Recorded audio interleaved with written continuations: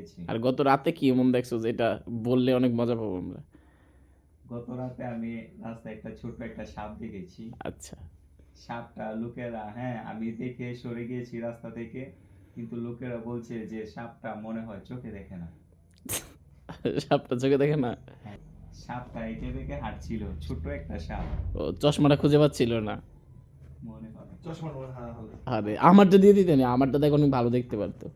আরে তা এই রাস্তাতে আমিও তো গেছিলাম, আমি তোমার পরে তুমি না বলছো, পর সাথে সাথে আমি গেলাম, গিয়ে তো সাপটারে পাইলাম না। আরে মায়া লাগতো সাপটার জন্য।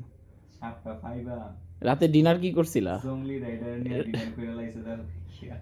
ওমা বলে কি এমন ছোট সাপ জঙ্গলিরা খেয়ে ফেলেছে? তোমার মতো নিচু মানসিকতার মানুষ না তারা যে ছোট সাপ খেয়ে ফেলবে। তারা সাপ খালি আর কি যে খায় এটা তো তুমি ফুল লাগবে।